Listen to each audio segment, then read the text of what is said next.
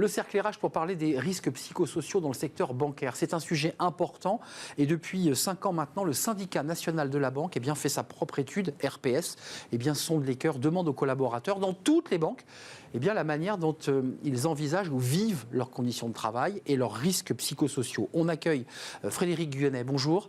Bonjour Arnaud. Vous êtes le président du syndicat national de la banque rattaché à la CFE-CGC. C'est le premier syndicat, c'est le syndicat leader dans le secteur bancaire. Je précise que vous avez écrit un livre, Dialogue de sourds, Dialogue de sourds.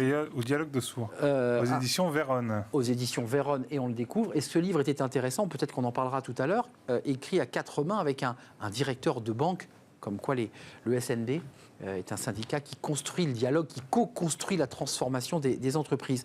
Cette étude, c'est la 5e. Vous avez déjà une vision, un panorama des 4 années passées. Il ressort quand même des chiffres d'une manière globale, peut-être qu'on réaffinera sur certaines banques, quelques chiffres inquiétants. 44% de personnes se trouvent en situation de souffrance, voire même de situation de burn-out. Quand on voit ce chiffre, on se dit, mais qu'est-ce qui se passe dans les banques ? Alors, effectivement, c'est une enquête qu'on fait depuis 15 ans, tous les 3 ans. Donc c'est la 5e, effectivement. Qu'est-ce qu'on constate ? On constate que dans le secteur bancaire, on a des salariés qui vont de plus en plus mal, avec des risques psychosociaux qui sont flagrants, avec un épuisement professionnel important, un risque de burn-out à hauteur de 44% dans certains réseaux, et ça nous inquiète. Burn-out, ça veut dire des personnes qui, globalement, ont dépassé le cadre du désengagement. Ce sont des gens qui se retrouvent en situation de souffrance. En fait, dans l'enquête que l'on fait, nous avons différents items. Et les items que l'on croise nous permet, avec des psychologues cliniciens, de croiser les données et de faire ces constats-là. Donc, ce sont effectivement des personnes qui sont en perte de repères, qui sont fatiguées, qui ont peu de vision sur l'avenir et qui sont dans une grande fatigue. 2 sujets quand même qui sont intéressants. Le secteur bancaire, et c'est pas à vous que je vais l'apprendre, il y a ceux qui sont en contact avec le public, puis évidemment les services back-office, on en parlera parce que ceux-là en particulier, ceux qui sont en contact avec le public, parlent de peur, utilisent le mot de la peur, mais il y a quand même un sujet sur lequel je voudrais vous interroger, qui est la reconnaissance du travail, ou en tout cas le sentiment d'un manque de reconnaissance de leur travail. Ça ressort fortement, 50% estiment ne pas avoir les moyens nécessaires pour réaliser le travail de qualité et ressentent une absence de reconnaissance. Il y a un problème avec la hiérarchie, de toute évidence. Alors, c'est pas que la hiérarchie, il y a aussi de la reconnaissance vis-à-vis des clients. En fait, la question, elle est pas forcément tournée sur la hiérarchie, c'est vraiment la reconnaissance dans le travail que l'on peut avoir en accomplissant son travail tous les jours. Ça peut être effectivement de la hiérarchie, mais aussi des clients. Vous savez, il y a quelques années, les clients, lorsqu'ils étaient contents d'une opération, qu'on les suive sur des projets. On remerciait, enfin voilà, ça se fait beaucoup moins en fait. C'est presque un dû maintenant. Mais on a le sentiment quand même que, et on reviendra peut-être d'un mot sur la Société Générale, parce que celle-ci en particulier dans votre étude montre quand même des signes de plus grande difficulté encore au sein de la Société Générale. Est-ce qu'il faut le rattacher à des fusions, Crédit du Nord, une entreprise qui a été en mutation, et donc des salariés qui sont inquiets? Est-ce que vous le reliez directement à cela? Alors, ce qui est sûr, c'est lorsque vous avez une entreprise qui va réorganiser, restructurer assez régulièrement, vous cassez les repères en fait. Vous prenez l'exemple de la Société Générale. La Société Générale vient de subir l'une des plus grosses fusions de réseaux bancaires qu'on ait eu depuis ces dernières années, avec deux cultures d'entreprise, la culture d'entreprise du Crédit du Nord et celle de la Société Générale, qui vient se croiser pour faire une nouvelle entreprise SG. Vous avez remarqué qu'ils ont changé aussi de nom. Exact.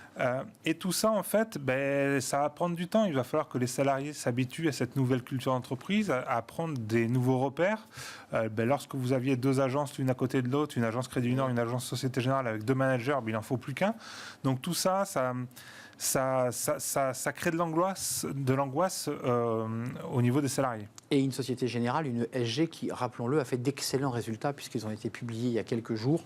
Et la banque a plutôt fait d'excellents résultats. Eh bien, j'ai envie de dire, heureusement, vu la restructuration qu'ils ont faite, si les résultats n'étaient pas là, ce serait vraiment très, très inquiétant. Oui, vous seriez très en colère. Un mot quand même sur l'environnement de la banque. je parlais de la peur pour ceux qui sont au contact du public. Vous étiez venu nous en parler sur le plateau, mais c'est intéressant de le rappeler. De plus en plus de violences verbales, de violences physiques des collaborateurs qui sont confrontés à des situations de conflits physiques. Et ça, c'est très nouveau quand même. Alors non, il y a toujours... Enfin, les incivilités, ce qu'on appelle les incivilités ou les agressions physiques et verbales, on en a toujours eu dans le secteur bancaire. Qu'est-ce qu'on remarque depuis quelques années? On a des agressions qui sont de plus en plus nombreuses, avec aujourd'hui 10 000 agressions physiques et verbales sur l'année, et puis des agressions qui vont être plus violentes aussi, avec des... mais ça, c'est plus que du verbal maintenant, il y a aussi vraiment du physique assez important. Le président, ça nous inquiète. Mais ça, c'est la société d'aujourd'hui. Hein. C'est la violence de la société qui arrive aussi dans les banques, qui arrive dans les bus, qui arrive dans tous les espaces publics. À la tête d'un syndicat leader, et donc qui est frontalement dans le dialogue social avec la direction, cette étude, vous la déposez sur les bureaux des DRH. Comment vous la portez, cette étude ? Eh bien alors effectivement, on va rencontrer les directions avec les résultats que nous avons. Alors, chaque banque fait des études en interne, en fait, pour mesurer le bien-être des salariés. Là, en fait, cette étude, vu qu'elle est prise au niveau du secteur, on est les seuls à le faire. Ça permet de comparer les marques entre elles. Je ne sais pas si vous avez les mêmes chiffres, mais on a 70% de votre étude, faible perspective de promotion liée au RPS, 50% d'absence de reconnaissance, 46% problèmes relationnels avec la hiérarchie, ça c'est votre étude, et 25% d'agression physique ou verbale, 16 à 18% violence psychologique au travail. On voit quand même que la hotte est pleine pour les salariés de la banque. Ouais, je ne sais pas si vos chiffres correspondent à ceux qui vous sont apportés parce que j'imagine que vous comparez vos études. Oui, alors ça colle ou ça colle pas ? On a un débat avec la direction sur ces sujets-là, parce que le secteur bancaire, c'est 400 000 salariés. On a 10 000 répondants, c'est un échantillonnage quand même, donc on peut pas... Alors, l'enquête, elle est diffusée auprès de tous les salariés. Après, répond qui a envie de répondre. Mais ça, j'ai envie de dire, c'est comme dans n'importe quelle enquête qui est fait au niveau national. 10 000, ça représente quand même un panel suffisant. Supérieur à 1000, en fait, on était déjà représentatif. Donc à 10 000, on est très très bien. Voilà, donc ces chiffres-là sont quand même des chiffres référentiels pour les RH. Tout à fait. Quel regard vous portez, vous, sur ce mot dialogue social ? Parce qu'on a vu, vous avez vu que les représentants syndicaux des grands syndicats sont en conclave, c'est le mot utilisé pour... Oui. C'était le mot utilisé pour négocier ou renégocier les retraites. Quel regard vous portez sur ce mot dialogue social ?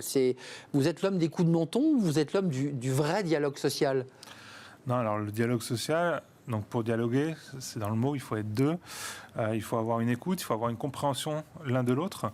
Moi, c'est ce que nous mettons en place, en tous les cas, avec le syndicat national de la banque. On est vraiment un syndicat qui est dans le dialogue, qui est dans la construction, voire dans la co-construction dans certaines entreprises. Ça, c'est important. Donc, c'est pas un gros mot pour vous, c'est important de le dire. Non, co-construire. Mais bien sûr que, vous savez, souvent de fois, les dirigeants, ils passent dans les entreprises, ils restent beaucoup moins longtemps que les salariés. Nous, on est là pour 40 ans. Donc voilà, on représente l'ensemble des salariés dans la durée, ce qui n'est pas forcément le cas des dirigeants. Et donc quelquefois, on a besoin de discuter pour comprendre les problématiques des uns et des autres. Il faut qu'eux aussi puissent nous comprendre. Et pour ça, en fait, il faut dialoguer. La communication, c'est très important. Frédéric Guyonnet, quand même quelques mots, parce que pour être un syndicat leader, il faut des élus sur le terrain qui portent la voix du SNB. Est-ce qu'eux aussi sont en première ligne ? Est-ce qu'ils sont victimes à leur manière ? Parce qu'ils recueillent, ils reçoivent, ils écoutent beaucoup. Est-ce qu'eux aussi sont parfois gagnés par une forme d'épuisement syndical ? Et j'allais dire presque pas de burn-out, mais de grande fatigue syndicale. Est-ce qu'eux aussi ont besoin d'accompagnement, finalement ? Alors les élus, effectivement, les représentants du personnel... Lorsque vous avez des salariés qui les contactent, c'est pas pour des bonnes choses en fait. C'est pas pour dire que tout va bien. Ils viennent pas leur faire la bise. Donc en fait, les représentants du personnel se prennent du négatif à longueur de journée. Voilà, on leur dit ça va pas, ça va pas. C'est très lourd à porter. On a des salariés qui sont en pleurs, on a des salariés qui sont en colère, on a enfin voilà, on a vraiment tout le négatif en fait. La souffrance du salarié. Voilà. La souffrance du salarié, on l'a en plein. Donc il faut réussir, lorsqu'on est représentant du personnel, à prendre un peu de hauteur quelquefois, ce qui peut paraître compliqué. C'est lourd, Parce que si on a choisi ce métier-là, entre guillemets, c'est qu'on a une sensibilité, on a envie d'aider les autres. Donc, on est pris par tout ça et c'est vraiment compliqué quelquefois pour certains représentants du personnel, je l'avoue. Donc, il faut penser à eux. Il faut penser à eux. Mais on les forme à ça. C'est très important. Frédéric Guenet, un tout dernier mot. Tous les 3 ans, est-ce que vous n'avez pas envie, tous les ans, quand on voit les chiffres que vous nous proposez dans cette étude RPS, alors je concède que c'est une étude qui est lourde, qui était lourde à organiser pour un syndicat, mais est-ce qu'il ne faut pas accélérer pour avoir encore plus de visibilité et de précision sur ce sujet? Alors non, pourquoi? Parce qu'en fait, tous les 3 ans, c'est très bien, ça nous permet là de constater des choses. Maintenant, on va arrêter de constater, on va passer à l'action. C'est-à-dire qu'on va faire des propositions concrètes. Et ça va prendre un peu de temps. Et on n'aura pas... Enfin, ce ne sera pas du luxe d'avoir 3 ans entre maintenant et la prochaine enquête pour mettre des choses en place. Parce que le but, c'est de transformer, d'améliorer. Exactement. On a quand même le sentiment que le secteur bancaire est en pleine mutation. On a des banques en ligne, on a des entreprises qui ferment des agences, on a le sentiment que ce secteur qui auparavant était un peu un emploi à vie, on y était bien, on ne quittait pas la banque, aujourd'hui il est disrupté. C'est un secteur qui vit, c'est un secteur qui est le reflet de l'économie française. Donc évidemment, on vit avec les nouvelles technologies. Vous savez, l'intelligence artificielle qui arrive dans notre secteur, c'est très très impactant aussi. Et on vit au rythme de notre société, de notre économie qui change. Donc du coup, nous aussi, on change. Merci Frédéric Guenet d'être venu nous éclairer. Allez voir cette étude. Alors elle est extrêmement détaillée, je crois la main dans la main avec le cabinet Sextant, pour ne pas les citer. Donc étude extrêmement approfondie, banque par banque, mais aussi d'une manière un peu plus globale, plus macroéconomique sur la situation du secteur bancaire et des collaborateurs du secteur de la banque. C'est un vrai plaisir de vous accueillir sur le plateau, Frédéric Guenet. Vous êtes le président du SNB, le syndicat national de la banque CFE-CGC, leader dans le secteur bancaire. Merci. Merci. Je vous dis à très très bientôt. On tourne une page, on s'intéresse à un métier alors qui n'a rien à voir avec les métiers de la banque, les métiers de l'aéronautique et de l'armée qui souhaitent féminiser ces recrutements. On en parle tout de suite, c'est dans Fenêtre sur l'emploi.